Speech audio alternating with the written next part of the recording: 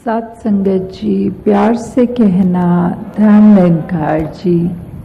तो उद्देश्य सिर्फ यही है कि जब सत्संग में आए हैं और ये महात्माओं के, संतों के वचन सुने हैं, तो मन में शीतलता है और वो शीतलता, ठंडक, ये बाहर के वातावरण से, चाहे गर्मी का वातावरण है और मन में ठंडक है, तो यही एक जो क्वालिटी है, जो मन में शीतलता जब आ जाए तो आसपास का वातावरण कैसा भी हो, वो लगता है कि ये भी मुबारक है। तो इतने जो भी अभी आज, चाहे बालक के रूप में, बुजुर्गों के रूप में, बहनों के, भाइयों के, जिस रूप में भी, चाहे कविता, चाहे वो स्पीच थी और वो चाहे श्लोक बीच में बोले, चाहे गीत भजन थे, तो ये जो भी सारी संगत ने हमने आज सुना है, तो यहाँ स्टेज से भी दासी जो बोल रही है, वो तो वही भाव जो पहले ये बोल चुके हैं सारे संत, तो उसकी एक्सटेंशन में दासी थोड़े ही शब्दों में, इस रूप में आपसे आशीर्वाद के रूप में ये कहना चाह रही है कि जो भी हमने आज सुना कि ये जो आत्मा है, उसका इस निरंकार, इस विठल, इस परमात्मा, इस विश्वनाथ से जो भी हमारा रिश्ता है, उसकी पहले तो सबसे पहले बात जो पहचान करनी है कि हम दुनिया में आते हैं, पहले तो शरीर इतने बदल लेती है ये आत्मा कि ये आत्मा अपने आप को शरीर ही मान लेती है। तो जब तक इस मनुष्य योनि में आए हैं, तो अपनी असली पहचान करने का ये जो सुनहरा मौका मिला है, इसमें हम अपनी असल पहचान कर लें। और वो पहचान यही है कि हम जिस परमात्मा की अंश हैं, उस परमात्मा को देखें तो सही, अपने पिता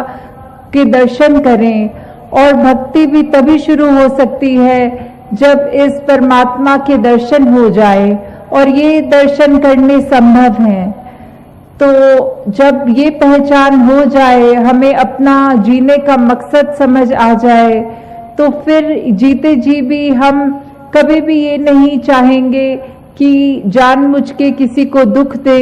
या किसी के रास्तों में कांटे बिछाए, बल्कि मन उस तरह प्रवर्तन हो जाएगा जैसे किसी के हमेशा आंखों से आंसू पोंछने वाला जीवन बन जाएगा। ये उदास होठों को खुशियों द्वारा मुस्कुराहट भरने के जीवन में हम कोशिश करेंगे, प्रयत्न करेंगे।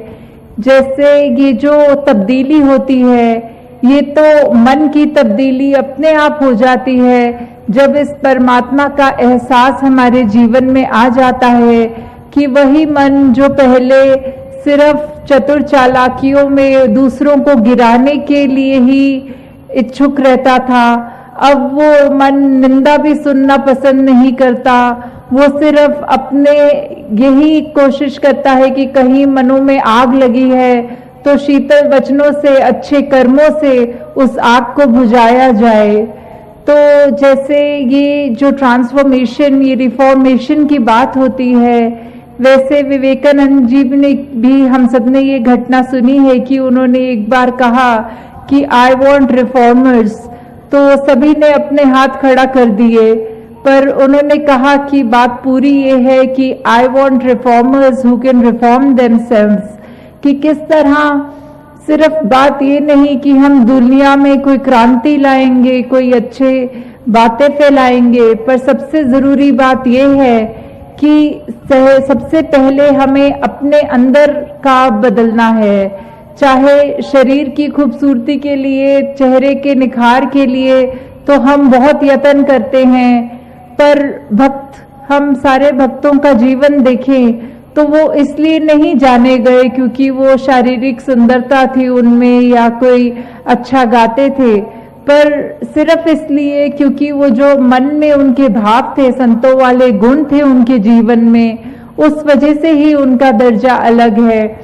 चाहे वो रिफॉर्मेशन की जो बात है, उन्होंने पहले अपने, जहां वो खुद अगर अंधकार में जी रहे थे, इस प्रभु परमात्मा का ज्ञान होके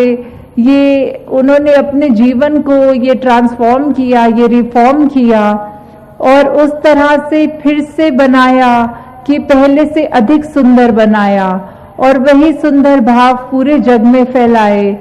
और ये भाव तब तक कोई अपने जीवन में नहीं उतार सकता जब तक वो भावों को समझा ना हो, ग्रहण ना किया हो, फिर ही वो जीवन में उतरते हैं। नहीं तो दिखावे के लिए तो थोड़ी देर के लिए कोई भी एक अच्छा इंसान बन सकता है, पर जिंदगी भर अच्छा बनने के लिए तो सिर्फ यही कि निरंकार प्रभु परमात्मा विश्वनाथ ही हमारे अंग है, हमारे अंदर है, बाहर है, हमारे सामने वाले इंसान में है, पत्ते पत्ते में है, डाली में है। तो ये पहचान, ऐसे गुणों में हम अगर जिएंगे, अगर मन में करुणा और दया का भाव रखेंगे, तो ही हम उन श्रेणी में, उस संतों वाली श्रेणी में ही माने जाएंगे। कि कबीर जी भी यही कहते थे कि जब तक देह है तब तक देना है। हमें क्या देना है? हमने अपने शरीर होते होते ही ये करुणा भाव है वो सब तक पहुंचाना है। ये प्यार, प्रीत, निम्रता, विशालता, ऐसे अनेकों गुणों को हमने सिर्फ अपने अंदर तक ना रख के उस पूरे संसार को कंफर्ट देने के लिए, आराम देने के लिए यत्न करना है।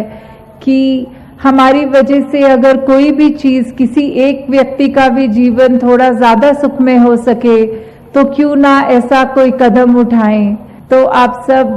संत यहाँ जो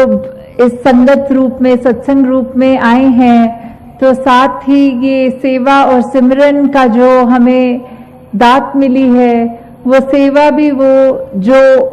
हुक्म में रहते हुए, जो चाहे किसी भी तरह से हमारी समर्था के साथ कर सके, मन में श्रद्धा रखते हुए,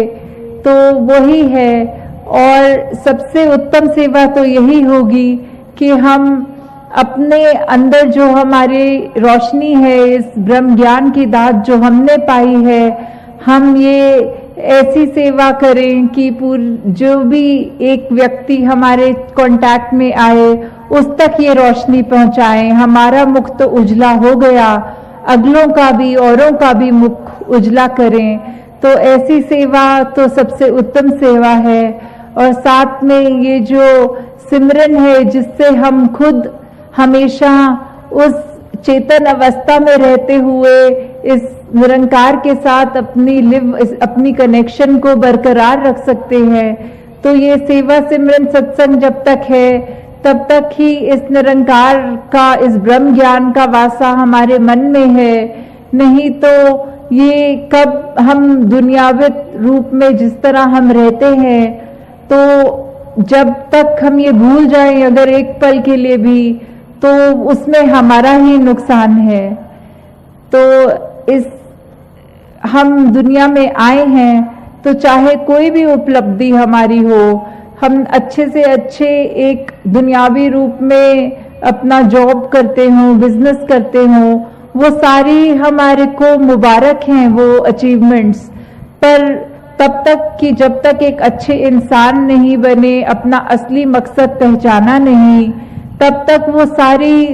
कामयाबियां होते हुए भी हम एक नाकामयाब इंसान हैं। और ग्रंथों में तो यहाँ तक लिखा है कि वो इंसान जिसने इस परमात्मा को पाया नहीं, वो इंसान तो जीवित ही नहीं है, वो तो एक मृतक है। चाहे उस तरह हम सांस ले रहे हैं, कोई डॉक्टर हमको मृतक घोषित नहीं करेगा, पर अंदर ये आत्मा की बात हो रही है कि अगर हमने अपने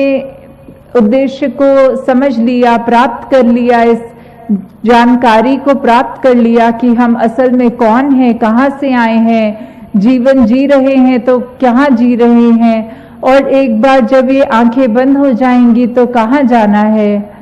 तो इन्हीं भावों से दासी, और आपका समय नहीं लेगी कि किस तरह 2 हफ्तों से अभी बहुत सत्संग भी मिली और आपका आशीर्वाद भी मिला। उत्तराखंड में काफी जगहों पे जो भी नाम भी सुने थे कि इतने समागम भी हुए, भवनों पे भी जाने का अवसर मिला। तो अभी भी आगे जहाँ टिहरी और मसूरी की यात्रा है, तो दासी यही अरदास करेगी कि हम सब भी आगे से आगे जहाँ अपने जीवन को तो बढ़ाएं ही, बाकी औरों के भी जीवन में ये रोशनी का काम करें कि किस तरह एक अगर छोटी सी भी हमारी कंट्रीब्यूशन हो किसी के जीवन में सुख पहुंचाए, तो वो हमें करने में सोचना नहीं चाहिए कि हम अगर हैं संतान प्रभु परमात्मा की, ये हम जान चुके हैं, तो ये बात हर एक तक पहुंचाएं कि उनका जीवन भी सफल हो जाए। जिस तरह हमने ये जो शब्द अक्सर हम सुनते हैं कि जीवन में ही मोक्ष प्राप्त कर लिया, ये जीते ही मोक्ष प्राप्त कर लिया, तो ये सिर्फ जब जब श्वास है तब तक ही हो सकता है। और ये सुनहरा मौका जब मिला ही हुआ है तो इसका पूरा फायदा उठाएं और इस ब्रह्म ज्ञान की दात को प्राप्त करके हम अपने जीवन को महकाएं, औरों के जीवन को महकाएं। सात संगत जी, ध्यान निरंकार जी।